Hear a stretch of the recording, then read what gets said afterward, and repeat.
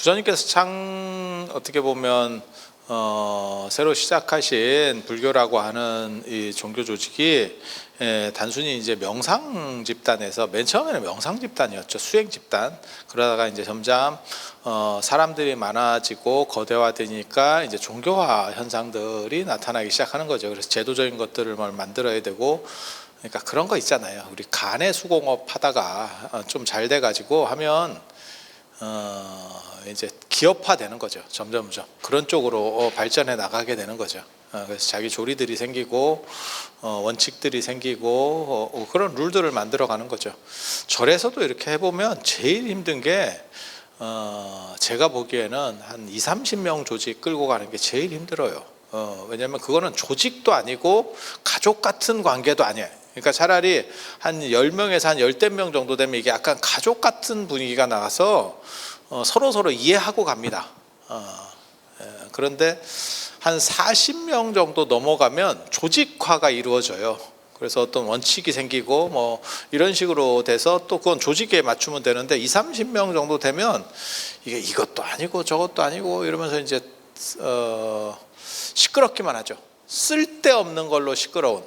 아니 그냥 살아보면 그런 것 같아요. 그게 거의 대부분 다 그런 것 같아요. 그 정도 조직 인원이 관리하기가 굉장히 어려워요. 그래서 불교에서 부처님이 깨달음을 얻고 수행 집단을 이끌어 가신 부분이 한 단계가 있고, 그것이 어떻게 조직이 만들어졌느냐라고 하는 거는 굉장히 중요한 부분입니다. 제가 늘상 얘기하는 거 있거든요. 고구려에서 광개토대왕이 영토를 넓힌 것도 있지만 그와 더불어서 장수왕이 한 세대 이상을 안정시킨 게 있다. 그게 실질적으로 영토가 되는 거지, 뒷사람이 안정시키지 못하면 그게 다시 다 무너지는 거예요. 앞사람이 아무리 잘했어도. 우리나라 현재 대기업들도 마찬가지고요. 창업주가 아무리 잘했어도 그 다음 세대에서 약간 뻘짓거리해서 잘못해버리면 날아가는 기업들도 많이 있었고, 그걸 이제 시스템을 갖추면서 안정화되면 그리고 어떻게 보면 집단지성이 작동해야 될 시기들이 있거든요. 그러니까 개인이 굉장한 리더십을 발휘하면서 쫙 끌고 가는, 그러니까 창업군주 같은 거죠. 그런 시기가 있고, 그 다음 세대에는 이제 집단지성이라고 하는 게 갖춰져서 역할 분리들이 이루어지고 관리 쪽으로다가 가면, 그걸 이제 잘 안정되면 그것이 이제 거대화되면서 안정된 종교화로 나아가게 되는 거고, 뭐 기업도 마찬가지고 어디든 다 마찬가지입니다. 그래서 당태종의 표현을 빌리면 창업보다 수성이 어렵다. 그러니까 새로 만드는 것보다는 지켜내는 것이 어렵다라고 하는 거고, 부처님은 그거를 당신이 당대에 다 성공을 시켰던 거고, 그게 이제 굉장히 어려운 일 중에 하나거든요. 그러니까 예수는 그런 식의 조직화라든지, 그러니까 성공하기도 잘 못했지만 조직화도 이루어내지 못했거든요. 그런데 그렇게 될 수 있는 거는 제가 늘상 얘기하는 거 있어요. 예수가 제대로 된 교육을 못 받아서거든요. 그러니까 붓다는 했는데 왜 예수는 못했느냐? 그거는 통치술이라고 하는 교육을 받았느냐에 대한 거예요. 종교도 마찬가지입니다. 사실 사람들이 그게 그거 아닙니까? 라고 얘기할지 모르는데 천만의 말씀입니다. 교회도 당대에 크게 커지는 교회가 있고, 그 다음에 그것이 안정적으로 쭉 가는 교회가 있는가 하면 뒤집어지는 교회들이 있습니다. 그거는 조직관리의 문제예요. 그래서 통치술을 배운 사람하고 그것을 배우지 못한 사람하고는 달라요. 그리고 교육에 최적화된 사람들이 있고, 그 다음에 천재적인 사람들이 있고, 그것도 또 다릅니다. 제가 그런 얘기 하잖아요. 시를 잘 짓는다 그래서 그 사람이 시 짓는 거를 잘 가르치냐에 대한 문제는 다른 거고, 김치를 맛있게 담근다 그래서 그거를 잘 가르치거나 공장을 만들 수 있느냐라고 하는 거는 완전히 다른 문제라고요. 그거는 그래서 그거를 보통 이제 잘 되는 집단은 치고 나가는 천재적인 사람 한 명, 그리고 그 밑에서 제자들로 들어온 사람들 중에서, 안 그러면 그걸 보좌하는 그룹 중에서 안정적인 사람들이 딱 몇 명이 배치가 되는 거예요. 그래서 초한지로 얘기하면, 한 나라로 얘기하면 유방이라고 하는 사람이 있는 거고, 그 밑에 소하라고 하는 사람이 있는 거죠. 소하가 그 역할을 하는 거죠. 딱 이렇게 쫙 안정시켜 가지고 함양을 점령하자마자 소하는 지도부터 손에 넣었다는 거예요. 딴 사람들은 보물을 챙기는데, 금은 보화를 챙기는데 눈깔이 돌아가 있었는데, 소하는 지도부터 챙겼다는 거잖아요. 그래서 작전 계획 세우고 안정시키기 위한 그게 돈보다 훨씬 중요하다라고 생각을 했던 사람이고, 그건 뭐 100% 맞죠, 지금 생각해 보면. 근데 실제로는 그런 사람 얻기가 어렵습니다. 믿고 맡겨서 알아서 할 만한 사람 찾는 게 일해 보면 진짜 어려워요. 그게 이제 창업보다 수성이 어렵다라고 말하는 이유 중에 하나인 거고, 그래서 보통은 그 역할들이 좀 나눠지는데, 부처님 같은 경우는 당신이 왕자 때 통치술이라든지 아니면 국가 경영이라고 하는 것들을 배웠기 때문에 당신이 양수겸장을 다 할 수 있는 거예요. 그래서 일반인들로서는 이게 쉬운 게 아닙니다. 둘 중에 하나만 갖고 있어도 굉장히 대단한 사람이라고 보시면 돼요. 그리고 이거는 교육과 관련된 거기 때문에 인간관계는 천재성만 갖고 될 수가 없어요. 그거는 사람을 다루는 문제잖아요. 우리도 서비스업 이러면 그게 뭐 천재성으로 되는 게 아니에요. 그래서 그런 거는 교육과 관련된 부분이고, 그래서 예수 같은 경우가 실패하는 이유가, 제가 그런 얘기 하는데 가방끈이 짧아서요. 그건 가방끈이 짧아서. 그러니까 사회적 공감대 형성과 교감을 제대로 이룰 수 있는 그런 기술을 못 배운 거지. 우리도 마찬가지입니다. 천재적인 사람이 있어, 어디 시골에. 그런데 그 사람이 학교도 다녀보지도 않고 그냥 자기 혼자 예술가 이렇게 혼자 어디 산간벽지에서 뭐 고등학교도 제대로 안 나오고 뭐 이렇게 했다고 쳐요. 그러면 어떻게 사람을 응대해야 되는지를 모릅니다. 자기께 맞다라고만 말하지 그 이상도 그 이하도 아닌 쓸데없는 얘기들만 계속해요. 그러면 사람들이 어떻게 되느냐, 거기에 동조하는 사람은 소수가 동조해 주는 거고 나머지는 다 배척해 버리는 거죠. 그렇잖아요. 그래서 그런 게 이제 어떻게 보면 기독교가 보인 행태라고 보면 돼요. 그러니까 몇 명의 거기에 동조자들만 있었던 거고 나머지는 없었던 거죠. 근데 불교는 그게 보편성으로 쉽게 나갈 수 있는 거는 세상의 언어를 안다라고 하는 거예요. 세상의 요구를 안다. 그러니까 시대 정신에 대한 파악이라는 거죠.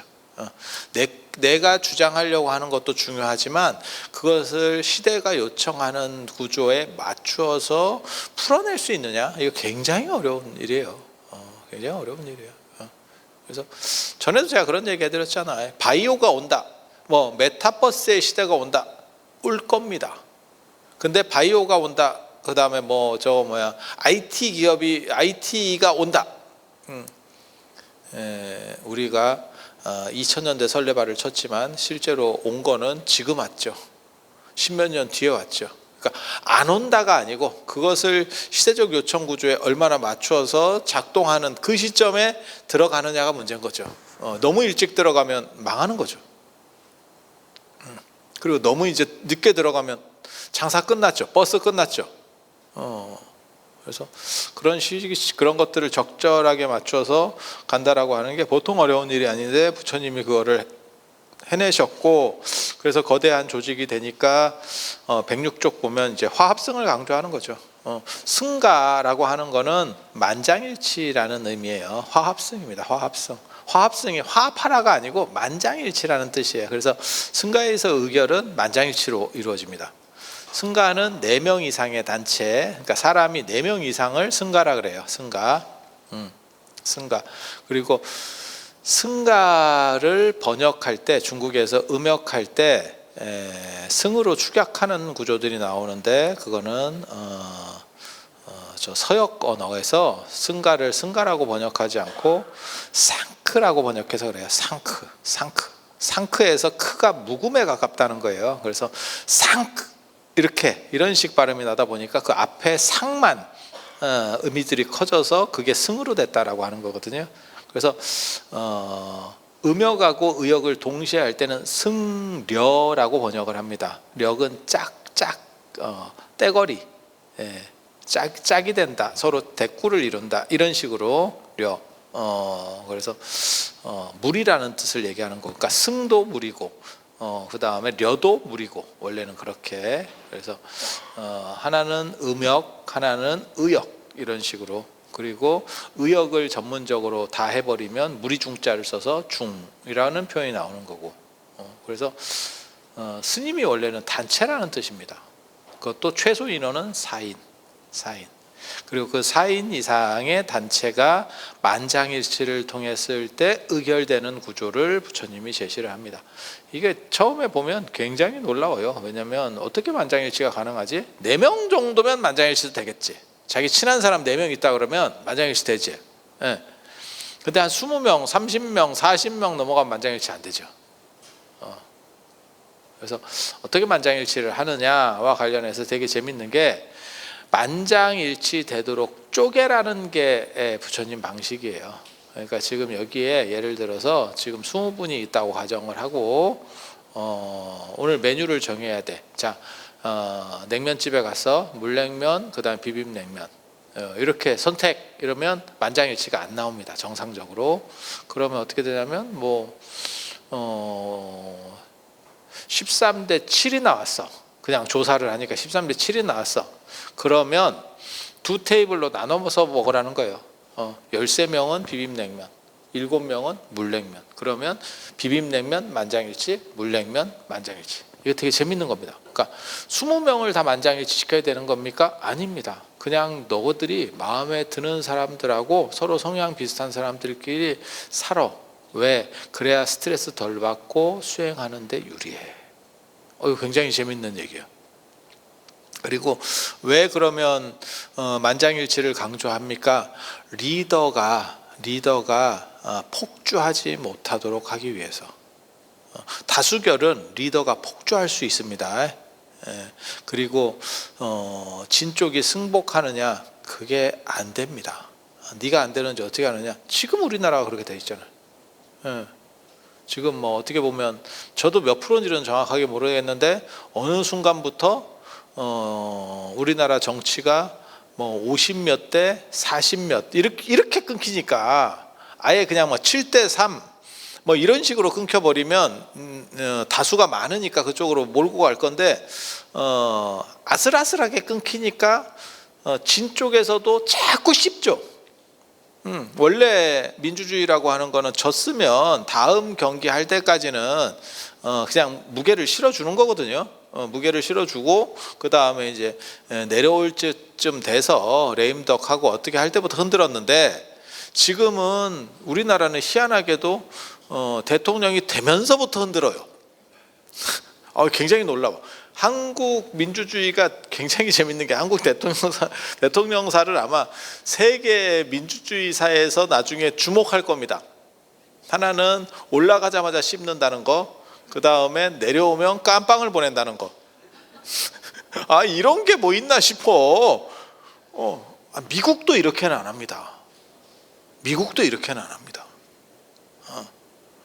그런데 이런 행동이 계속 반복되고 있죠. 그리고 이게 깜빵 보내는 거는 계속 해왔는데 우리 전통이었는데 그 나중에 이제 좀 오래되면 내가 유네스코 무형유산에 넣어야 되는 거 아닌가. 대통령을 깜빵 보내는 문화. 저는 개인적으로 이쪽 땅이나 저쪽 땅이나를 떠나서 저는 정치적인 쪽에 별 관심이 없지만 그거는 있어요. 그렇게 아무리 잘못했어도 깜빵 보내는 거는 안 했으면 좋겠다. 그게 국격이 떨어지고 그냥 국민으로서의 기분이가 나빠. 그래도 우리가 대통령으로 내가 뽑았든 안 뽑았든 한국을 대표하는 대통령이었는데 그걸 깜빵에 보내놓고 고소하다라고 생각하는 거는 사실 현대 시민의 자세하고는 좀 다른 거예요. 미국은 못해서 저렇게 냅두는 줄 아세요? 그거 털면 어느 대통령도 다 걸릴 걸. 어느 나라도 무슨 청백리 황희정승이 대통령 될 수 있을 것 같아? 그런 사람은 아예 나오지도 않습니다. 까놓고 얘기해서 다 나대는 사람이 나오는 거죠. 근데 나대는데 하나도 안 걸릴 수 있을 것 같아?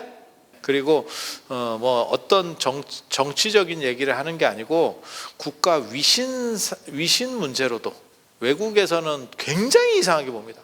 저 나라는 도대체 뭔데 올라갔다 내려오기만 하면 들어갔다 나오노.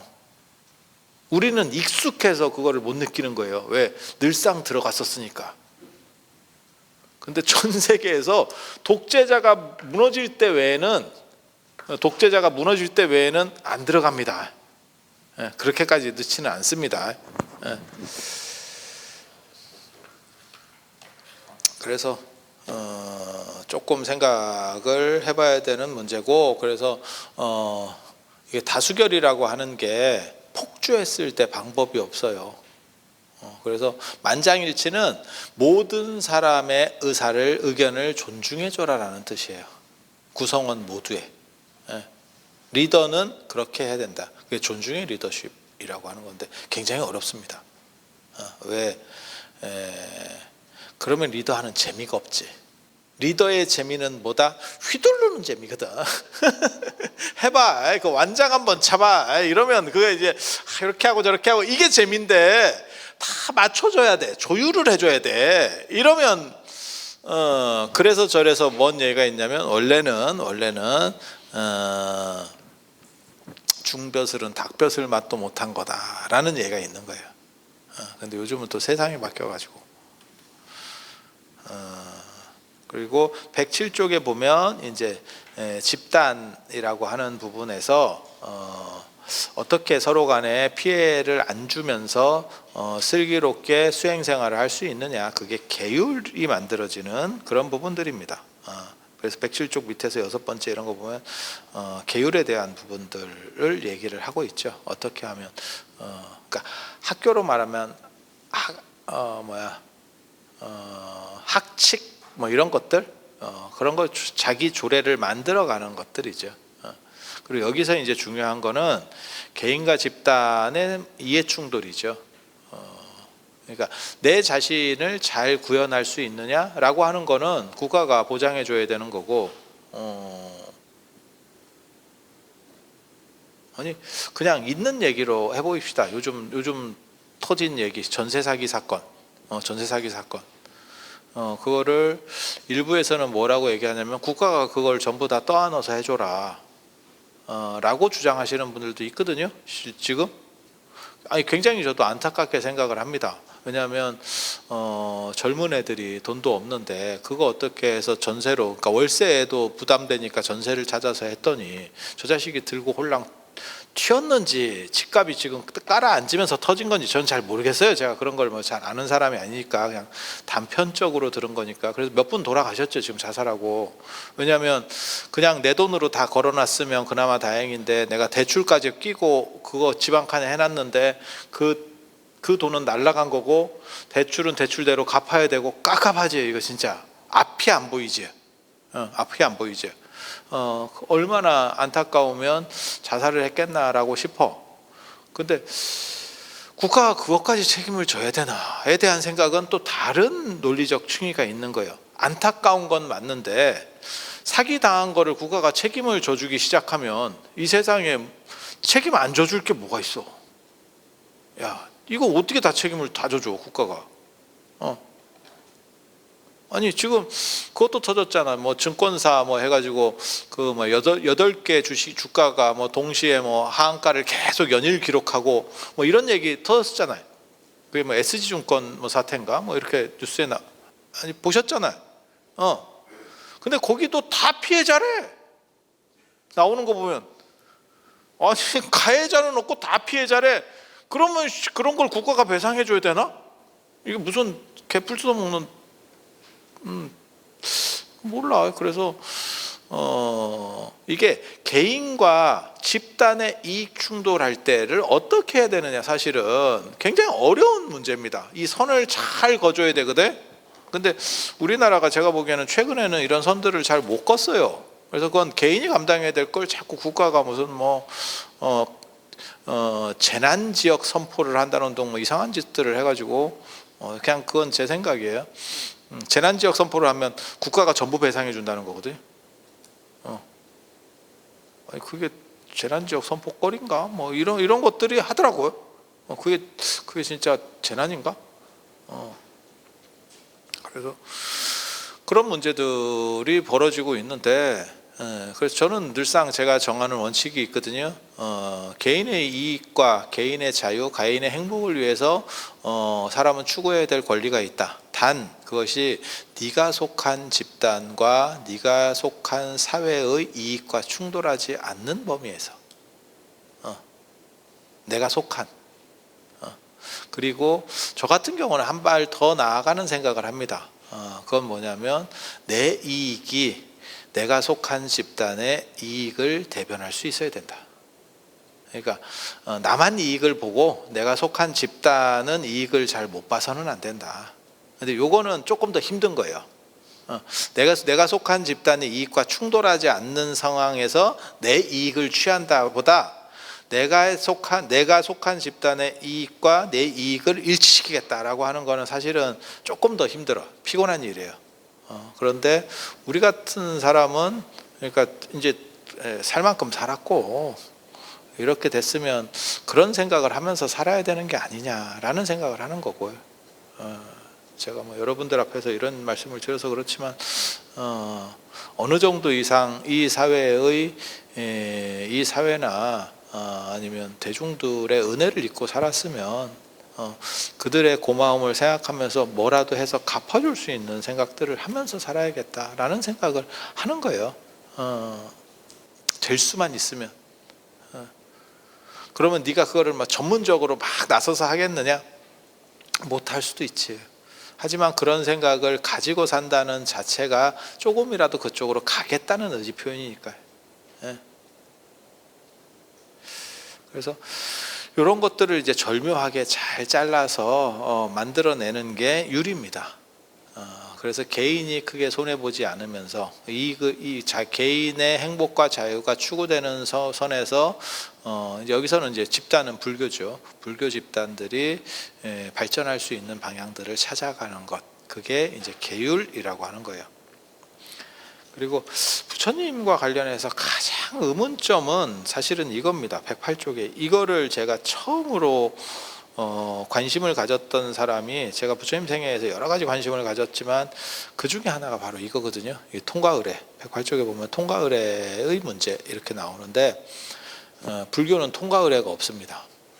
놀랍게도 통과의례가 없습니다. 그래서 불교가 처음부터 독립된 종교로서의 역할을 하려고 했었나에 대해서 제가 생각을 굉장히 많이 하거든요. 통과의례가 없다는 게 뭔지 아세요? 통과의례가 관혼상제례, 우리가 그냥 흔히 말할 때는 그렇게 얘기하잖아요. 관례, 20살에 이렇게 성인식, 박지훈님께서 말씀하시는 성인식이잖아. 그래서 성인식, 그 다음에 혼례, 상례, 그 다음에 제례, 뭐 다 아시는 거잖아요. 이런 식으로 인생의 핵심적인 부분에 있어서 중요한 의례들, 꼭 관혼상제가 아니더라도 뭐 서구나 이런 데는 제례 같은 건 없겠죠. 상례까지는 있겠죠, 저들도, 그죠? 근데 걔네는 제사 안 지내니까 제례가 있을 필요는 없잖아요. 그 대신에 뭐 또 다른 의미 있는 걸 넣을 수도 있고. 그래서 그런 통과의례들이 사실은 규정을 지어야 되는데 그 통과의례를 규정을 안 지어놨어요. 독립된 종교로서의 특징을 가지려면 사실은 통과의례가 있었어야 됩니다. 이 통과의례가 없는 부분이 엄청나게 불교적으로 이제 큰 후폭풍을 불고 와요. 그게 뭐냐면 인도에서도 불교가 사라졌고, 가장 흥미로운 것 중에 하나가 인도가 불교의 본토입니다. 근데 본토에 불교가 없어요. 그것도 뭐 찌리한 종교다 이러면 그건 없어질 수도 있지. 야, 조로아스터가 없어졌잖아. 그런 식으로 왜 종교들이 안 없어져? 종교도 수도 없이 생겨났다 없어졌다 하는 거지. 그런데 세계 3대 종교 중에 하나에 들어가는데 본토에서 전멸을 당했어요. 굉장히 특이한 겁니다.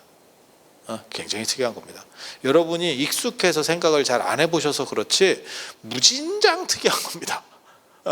종갓집이 망했어요. 그런데 지차는 번성했어요. 지금 이 얘기거든. 야, 지차가 번성하면 종가가 조금 눌렸더라도 지차가 번성해서 그러면 종가 쪽에 다시 힘을 실어줄 것 같지 않아요? 완전히 망했어요.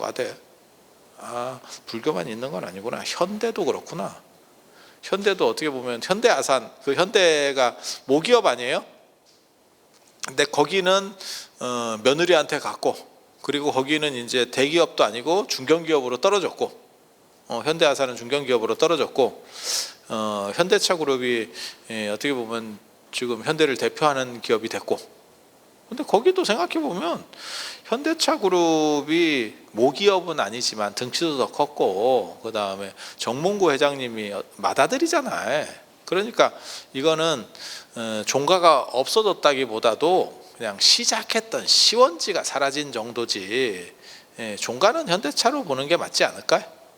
아니, 그냥 내 생각이, 그냥 제 생각, 알아서 하는 얘기 아니고 그냥 던지는 얘기니까 그냥 들어주세요. 이건 뭐 따지자고 하는 얘기가 아니에요. 그런데 불교는 티베트 불교도 남고 중국 불교도 남고 남방 불교도 남고 이렇게 다 동네마다 다 있는데 종가만 완파가 됐습니다. 완파가. 이게 도대체 왜 그러느냐에 대해서 생각을 한번 해봐야 되고, 또 불교의 미스테리 중에 하나가, 불교가 동아시아로 넘어와서 유교를 누르고 위진 남북조 시대부터 북송 시대까지 약 한 1000여 년 정도를 불교 시대를 만듭니다. 그거를 중국 불교사에서 뭐라고 얘기하냐면 불교의 중국 정복이라고 얘기합니다. 그렇게 표현을 하거든요. 세계에 유례가 없는 사상들이 있었지만 중국을 먹은 사상은 딱 2개밖에 없습니다. 중국계 아니면서. 그래서 중국을 문화의 용광로라고 하는 거예요.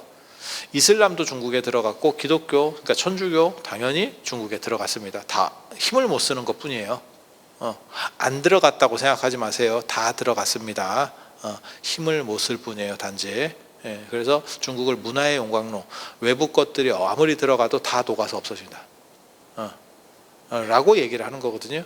그런데 외부께 들어가서 중국을 먹었던 문화가 딱 2개 있습니다. 하나는 불교고 하나가 공산주의입니다. 공산주의. 그리고 그 공산주의가 지금 이제 거의 작동을 좀 제대로 안 하는 것 같아요. 약간 너무 많이 변형됐지. 우리가 책에서 배운 공산주의랑은 조금 많이 다르죠. 쟤네 하는 거 보면. 그래서 저 공산주의가 얼마나 갈지를 모르겠고, 만약에 100년, 200년 가다가 사라지잖아요. 그러면 중국 역사에는 점으로 남습니다. 진짜라니까. 옛날에 뭐 페르시아 명교 뭐 이런 것들도 그러니까는 네스토리우스파 이런 것들도 중국에 상당히 유행했어요. 그게 기독교파입니다. 기독교파. 그런데 그런 거 다 점으로만 남아 있어요. 그래서 그거를 유의미한 결과로 생각하지 않는 거예요. 그렇게 공산주의를 그렇게 놓으면 중국을 먹었던 유일한 외래 문화가 불교입니다. 그리고 1000년을 유교는 그 밑에 있었고, 우리도 비슷한 시기의 역사를 생각해 보시면 알잖아요. 삼국시대부터 고려시대까지 불교가 유교보다 셌잖아. 여러분도 아시다시피 중국에서도 똑같은 그런 행동을 보였던 거예요. 1000년을 누르고 있었으면 안 뒤집어져야 되거든. 근데 이게 뒤집어졌죠. 놀랍게도. 아니, 그냥 여러분이 생각을 해보셔요. 일본이 우리나라를 36년 지배했나? 1910년부터 45년까지니까 35년, 36년 이 정도 되잖아요, 그죠? 그리 지배했는데 우리가 그거를 우리가 자력으로 이긴 건 아니지만 결국 해방이 되고 계속 우리는 그 요구들을 해왔던 거죠. 1000년 지배하잖아요. 생각 없습니다. 진짜예요. 1000년 지배하면 생각 없다니까. 지금도 봐봐. 신라가 백제를 지배한 거예요. 같은 민족 아니에요. 절대. 무슨 이게 왜 그게 신라하고 백제하고 같은 민족이야. 그 제정신 아닌 소리 하는 거예요. 그건 말 같지도 않은 거예요. 그거는 신라 사람도 인정하지 않고 백제 사람도 인정하지 않고 그냥 지배한 거예요. 신라가 이겨서 백제하고 고구려를 지배했던 거야. 정확하게 말하면. 민족도 다르죠. 신라 같은 경우는 스키타이족 계열에서 이렇게 분화돼서 내려온 계열이고, 백제는 부여 계열인데 민족도 다른 거고, 언어도 다른 거고, 문화도 다른 거고, 다 다른 거예요. 지금 우리가 삼국 통일된 뒤로 너무 오랫동안 있다 보니까 한민족 아닙니까? 이렇게 얘기하는 거야. 섞여 산 지가 오래됐으니까. 그런데 생각을 해보면 그게 한 지금 삼국 통일된 시점에서 보면 한 1300년, 1400년이 흘렀지. 조선시대 때도 한민족이라고 생각하고 있었어요. 그러니까 한 1000년 정도 지나면 집에 됐네 이런 생각을 하고 있는 게 아니고 그냥 한민족 아닌가? 이렇게 생각을 하게 되는 거예요. 아니 그럴 것 같지 않아요? 그럴 것 같지 않아요? 다 동화되는 거지. 그래서 한 200년 갔어요. 뭐 이러면 독립을 해도 쉽지 않아. 쉽지 않아. 그래서 그렇게 가는 상황이라고 할 수 있는데 어떻게 1000년을 이기고 있었는데 뒤집어졌겠냐라고 하는 거예요. 그리고 1000년 동안 눌려있던 놈이 올라오는 건 도대체 뭐냐? 그거는 유교에는 통과 의례가 있습니다. 통과 의례가 있기 때문에 그 통과 의례랑 관련해서는 계속 유교가 살아있을 수밖에 없었던 거예요. 그걸 쓰려면 오늘날도 제사를 지내려면 여러분이 유교를 안 믿어도 유교 의례를 하고 있는 거예요. 패백에서도 일부가 남았고 상례에서도 지금 상례의 상당 부분이 유교적인 부분으로 남아있잖아. 아니 맞잖아요. 관례는 없어졌지. 누가 뭐 성인식에 뭘 어떻게 하고 이런 거는 거의 없어졌는데 아직도 상제례의 일부, 아니 상례는 거의 대부분, 제례의 일부, 그 다음에 패백 같은 데서의 결혼식에서 일부가 유교적인 통과 의례가 남아있죠. 그 통과 의례를 불교가 잡고 있었다면 그러면 좋든 싫든 내가 어떤 종교를 믿든 불교 의례를 하고 있는 거예요. 그러면 그 주가가 안 빠집니다. 어느 한계 이하로는 안 빠집니다. 이해가 되세요? 그래서 유교는 그게 있었기 때문에 기업이 부도나는 상태까지 안 간 거예요. 뭐 생각하시면 되냐면 기업으로 얘기하면 물건은 잘 안 팔리는데 군납 같은 걸 하나 잡고 있었던 거지. 그래서 기본은 돌아가게 돼 있었던 거야. 그게 통과 의례야. 그래서 군납 물품 이런 거 하나 잡고 있으면 편하지 뭐. 크게 뭐 돈이 많이 되는, 아니 그건 아닌데 돌아는 가고 있는 거야 계속. 근데 불교는 물건이 잘 팔렸지. 떡상에서 하고 있는데 사실은 그 밑에 기본 깔고 있는 거에 대해서 소홀했던 거예요. 그래서 이게 날아가기 시작하니까 세상의 흐름이 바뀌니까 완전히 폭파가 돼버린 거예요. 그게 통과 의례의 문제라는 겁니다. 내가 발견했다니까. 왜 불교는 동아시아에서 1000년을 유교를 이겼지만 왜 뒤집어질 수밖에 없었는가? 그리고 유교의 숨은 왜 붙어 있을 수밖에 없었는가? 유교는 통과 의례가 있었고 불교는 통과 의례가 없습니다. 오늘날도 불교에서 결혼식, 불교적 결혼식 있느냐? 없습니다.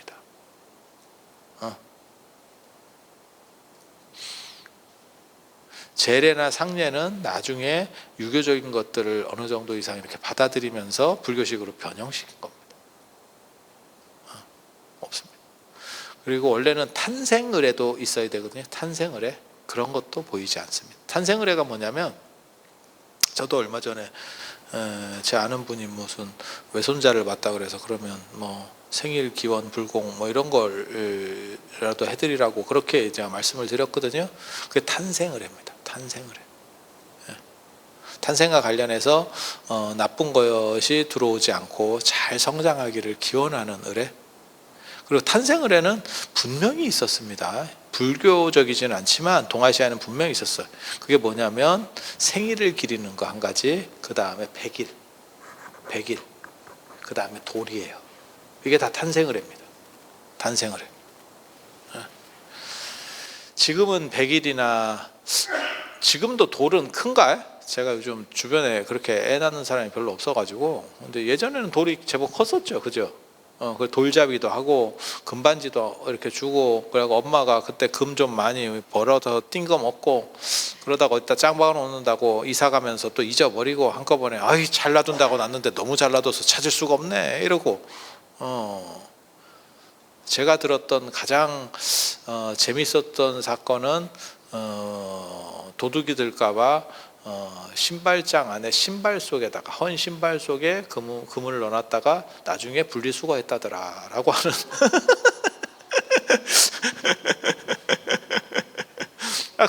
그런 얘기 있어요. 들어보면 너무 잘, 그러니까 이게 놔두자니 좀 위험하고 그렇다고 뭐 들고 다닐 수도 없는 거고, 그것도 의미가 있는 물건이다 보니까 좀 어떻게 좀 팔아먹기도 그렇고.